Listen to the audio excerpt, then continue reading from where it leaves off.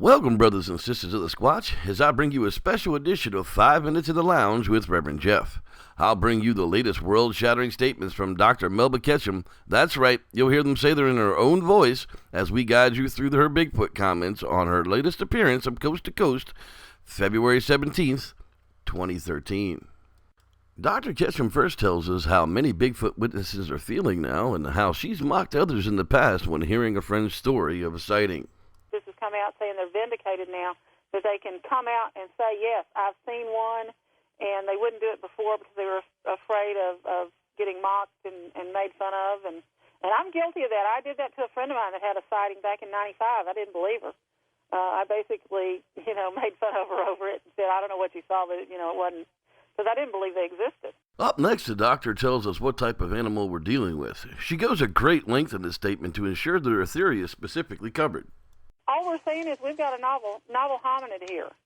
And obviously by the placement on the tree and the placement, with the mitochondrial DNA, it either derived from human and mutated excessively, or it was a hybrid. Then the doctor explains why mainstream science is having such a hard time accepting the paper and its hypothesis.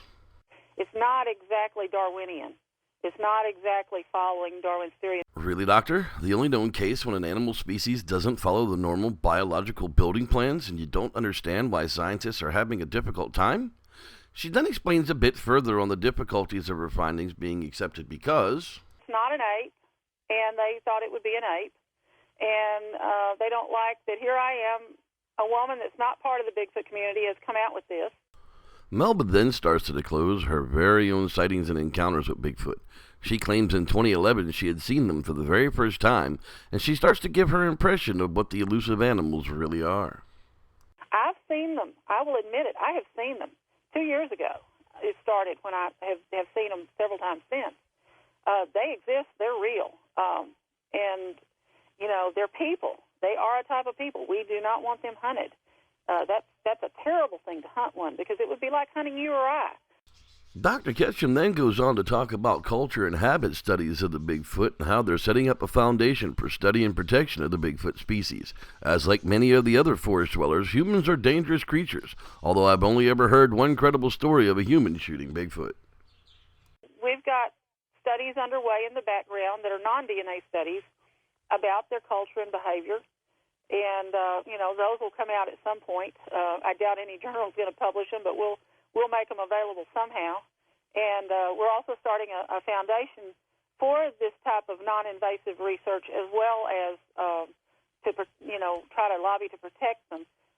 They don't need a lot of habitat set aside. It shouldn't really be a political issue. The only issue is protecting them from us, because we are their major enemy. When asked if Bigfoot was a primitive leftover from a gone-by era, Dr. Ketchum sternly states facts, but yet still has difficulty backing them up with evidence.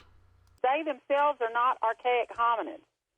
They are modern hominids, because they didn't originate till 13,000 years ago or less. They're not ancient at all.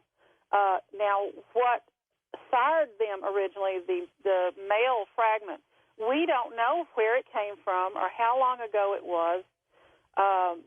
But it's where it's located on the tree of life. We just can't tell that. It's not close to any of the apes or anything else. So we don't know what it is.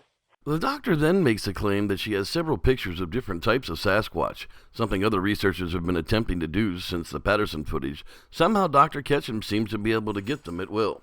I've got, pictures of several of different ones, and they're as different as you and I, look how much variation there is just in the human race. You have all these different races, and each one has very much physical differences as far as appearance. And you can, and when you do a little forensic anthropology, even you see differences in the skulls of the different peoples of the world. Well, you're seeing something similar here. I really believe there's as many different appearances or phenotypes of Sasquatch as there are, peoples of the world, regular Homo sapiens. Melba then puts out a call to all the habituators out there to contact her as they want to conduct a blind study, and then reveals a very shocking secret. She, too, is a habituator. For those that don't know, a habituator is someone that claims to have regular interaction with Bigfoot in the same locations after gaining some sort of trust, or in other cases through mental communications called mind speak. Any habituators that are out there might give us a shout on our media at SasquatchGenomeProject.org email, and because what we're doing is having them independently basically put down the different interactions and experiences. Nobody knows what the other one's doing or who they are or where they're from, and then we're going to take these studies and compile them with what is in common between people, all these different people that have interaction with them. I didn't believe it was so until, I became basically a habituator. I have a site where they are, and they've come out, and so it's going to be very interesting.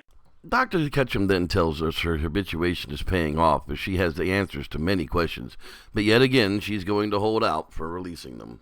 I've got answers to a lot of these things that, at this point we're not going public with, but it will be a huge study with a lot of people involved and wonderful information because so much of it lines up from one individual to the next, which is great. Dr. Ketchum then shares her wisdom with us on the reasons we can't seem to get any evidence on camera, yet didn't she claim just a few minutes back that she had pictures of several Bigfoot? They avoid cameras like the plague. They know they are there. In fact, animals know they were there because we put some out at my lease where there are Sasquatch, and I noticed my horses would obviously know the camera was there and approach it and look at it. So if the horses know it's there, I know good and well that the Sasquatch know it and avoid it. And this is across the board. They just avoid having any contact with electronics. Well, that's all the statements the good Reverend could dig up out of the 2-hour portion of the show. I felt it necessary for everyone to hear it directly from Dr. Ketchum's lips. Do you believe her? Are her claims so outlandish it's hurting the field? I'm not here to cast judgment. I'm just here to share in the light of the Squatch.